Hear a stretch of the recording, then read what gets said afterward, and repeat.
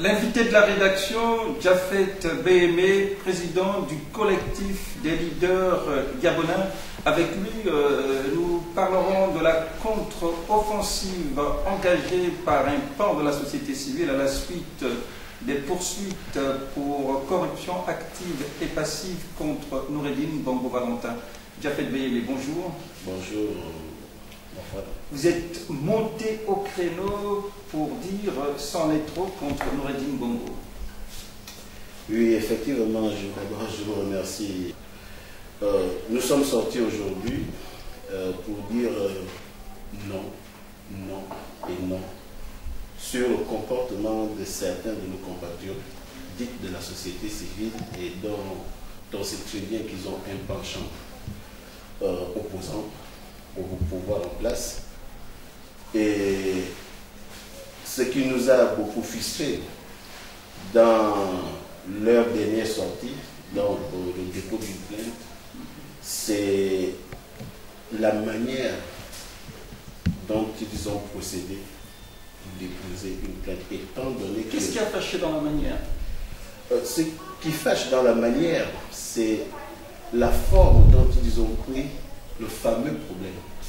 Parce que je me dis, c'est un conglomérat d'intellectuels, parce que j'en connais certains qui sont professeurs d'université, d'autres professeurs de lycée et collège, et bien d'autres cadres dans cette société civile, entre guillemets.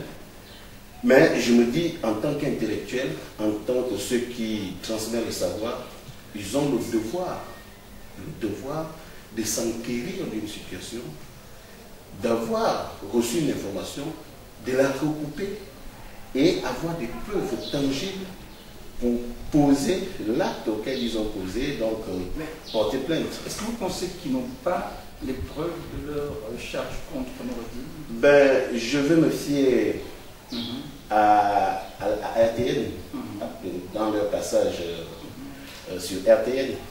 Ben, je me dis que ces gens-là, il y a quand même un problème.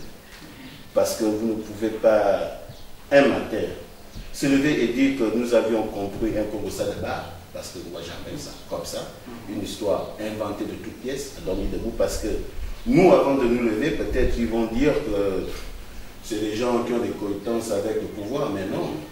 Nous nous sommes rapprochés non seulement du fameux poste de contrôle de gendarmerie qui se situe au niveau de Rio, du Carrefour Rio, encore qu'eux ils parlent de Cosmopark, parce qu'il y a un autre poste juste devant. Nous nous sommes enquéris de la situation en posant des questions. C'est bien vrai qu'il y a un droit de réserve au niveau des agents, mais nous sommes allés jusqu'à la gendarmerie nationale vérifier l'information. Et sur de l'argent retrouvé, sur un prétendu véhicule conduit par des agents de la garde républicaine. Il n'y a rien de vrai, il n'y a rien de fondé. Parce qu'ils nous disent qu'il y avait des témoins. Des témoins, ça veut dire l'entourage. Alors, nous avions posé la question aux commerçants. Parce qu'on peut dire qu'il y aurait eu des passants, ok, mais ceux qui sont là tous les jours, dans ces lieux, ce sont des commerçants. Et tous ceux qui font du petit commerce. Mais personne ne reconnaît avoir vu ou entendu ce que eux ils prétendent être une vérité. Mais est-ce que Noureddine, qui est par exemple poursuivi pour blanchiment de capitaux, ne pourrait pas être épinglé sur la fortune polémique d'Omar Bongo et d'Ali Bongo dont il est l'héritier de fait? Ben, ce que je vous dirais, c'est que la majorité des fortunes au Gabon sont apolémiques. Je vais dire ça pourquoi? Parce que même dans nos grands frères, nos papas de l'opposition, ont une fortune colossale. Parce qu'il y a que dans l'opposition gabonaise où j'arrive à une réunion de l'opposition gabonaise et je regarde le parking de ceux qui sont venus pour cette réunion, et ce parking de véhicules vaut au moins 2 ou 3 milliards. Ce sont les anciens barons du régime quand même Des anciens, et même ceux-là qui sont dans l'opposition depuis, et certains qui n'ont jamais participé à la gestion de la chose publique, mais qui bénéficient des largesses. Vous avez des preuves également de vos allégations? Ben, les preuves sont là.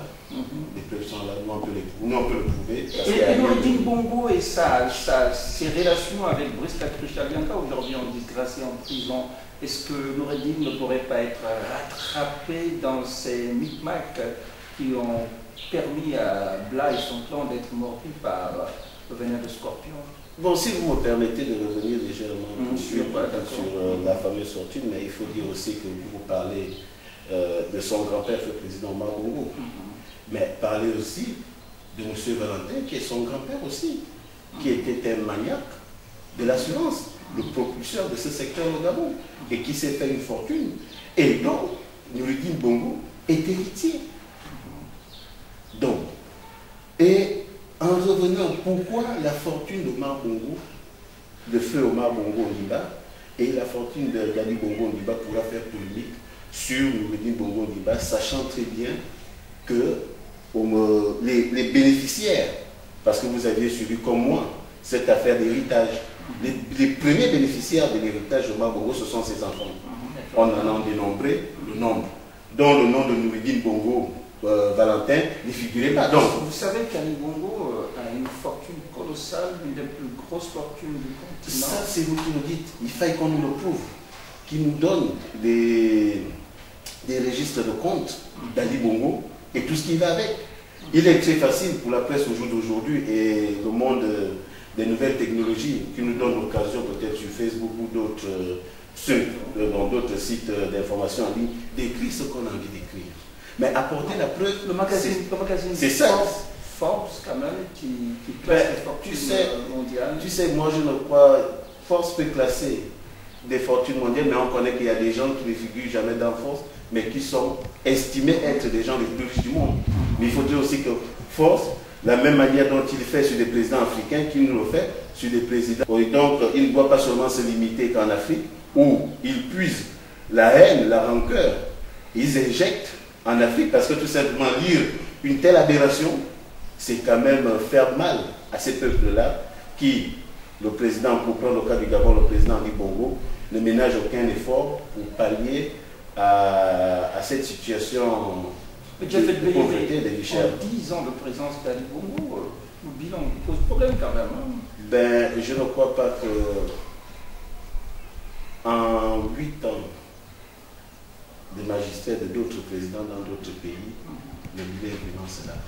Je prendrai tout simplement, on ne peut pas construire un pays, tout un pays, en 10 ans, sachant très bien que ce sont ces barons-là qui sont tapis aujourd'hui dans l'opposition, qui accusent Ali Bongo d'être un mauvais gestionnaire, mais eux, en 42 ans qu'ils ont fait, avec Feu Omar Bongo Ondimba, quel est leur bilan?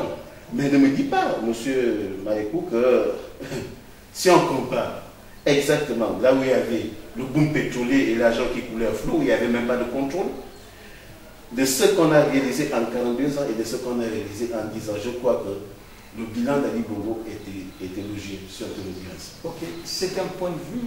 Et les liaisons fatales entre Brice Patricia-Lyonga et Noureddine ne pourraient pas faire que ce jeune homme soit épinglé quelque part? Ben, je vous dirais tout simplement que Noureddine, avant la date du 5 février 2019, il était un homme privé. Et c'est un acteur de la société privée, du secteur privé autant pour moi. Noureddine Bongo n'a jamais été, je dis bien jamais, et jamais, après ses études, n'a jamais été à la gestion de la chose publique. Et Noureddine n'a jamais été aussi dans la confidentialité des choix des collaborateurs de Monsieur le Président de la République. Donc, il peut s'avérer que tout et moi, même si on a des divergences de vues, mon père peut te choisir pour être son collaborateur. Mais alors, je dois discuter avec toi, juste bonjour, bonjour.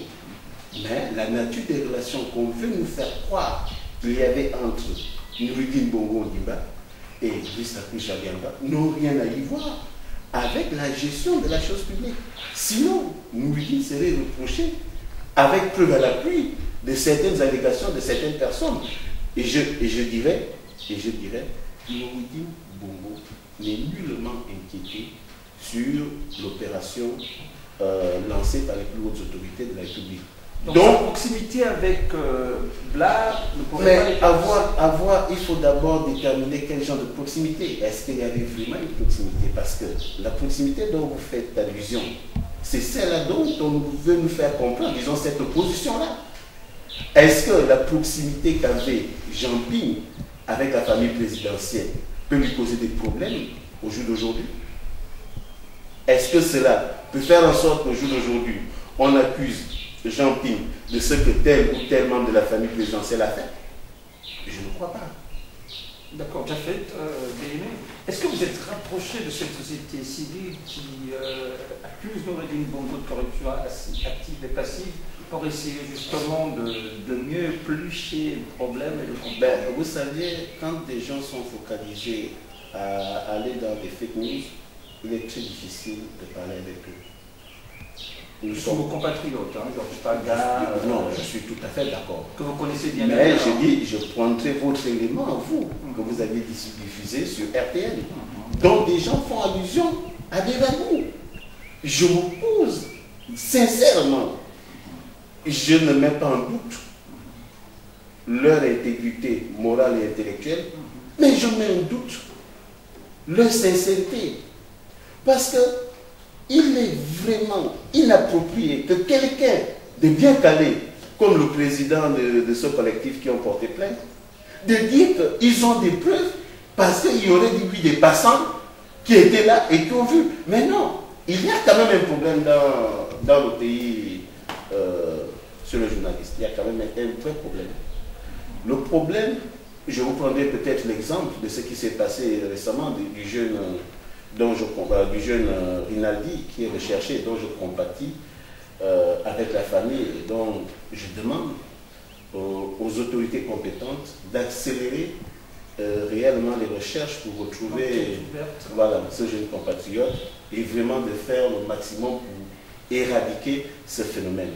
Mais nous avons vu, comme vous et moi, des gens qui ont partagé des photos où il y a eu un enfant au Nigeria qui a été coupé par la tête et dont on a attribué cela au pouvoir. Et donc après, d'autres compatriotes aussi de l'opposition qui ont dit non, ce n'est pas une image récente, c'est quelque chose qui s'est passé dans un autre pays. Donc voici ce que nous sommes en train de faire. Est-ce qu'une société civile, qui pour moi, je vois certains d'entre eux aller dans des organismes, est-ce que c'est ça, aller vendre le pays dans le mensonge? Je me dis, comment discuter avec un menteur? Est-ce que vous êtes sûr que vous qui essayez d'apporter un éclairage, le menteur va vous comprendre? Non. Il va se focaliser sur son mensonge et je crois que c'est très difficile de discuter avec ce genre de personnes. Ok, vous allez regarder la caméra, Jafet Béhémé, et dire votre mot de la fin. Je crois que le Gabon est un pays en pleine construction et le président de la République, son Excellence Ali Bongo Ondimba, a interpellé tous les Gabonais en les appelant à se magnifier, à être impliqués dans le développement de ce pays. Nous sommes d'abord, avant tout, des compatriotes et nous devons aussi en même temps être ceux-là qui doivent contrôler ce qui se fait en bien, ce qui se fait aussi, et dénoncer ce qui se fait en mal.